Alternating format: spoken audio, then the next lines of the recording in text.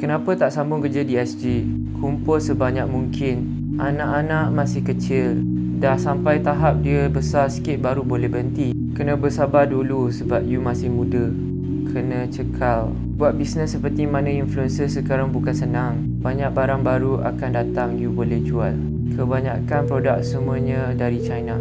China setiap masa akan membuat produk-produk baru dipasarkan. Apa yang you jual orang lain pun jual juga. Buat kelainan sikit. Dia macam ni, you pernah dengar peribahasa menuntut ilmu biar sampai ke negeri China tak? Pernah kan? So, apa yang kita boleh pelajari daripada peribahasa tersebut?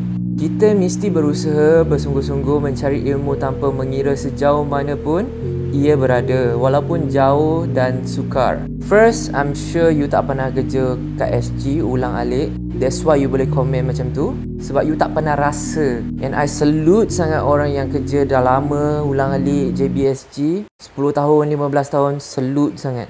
Sebab I tahu semangat I tak sekuat macam korang. Nombor 2, memang apa yang I jual ramai orang jual. Tapi I bukan sekadar jual tumbler. I'm selling story. Apa I jual is jalan cerita. I'm selling emotion. I tahu orang beli bukan sebabkan tumbler tu saja. Bukan dia orang boleh cari je di mana-mana. Dan lagi satu, sebab apa I jual benda yang orang jual juga is supply and demand. Ketiga, pilihan ni dibuat oleh diri saya sendiri. I tak perlu dengan nasihat you. Bukan belagak, tapi I sendiri yang bayar bil I sendiri. And you tak pernah sokong I pun. And this is what I make last month.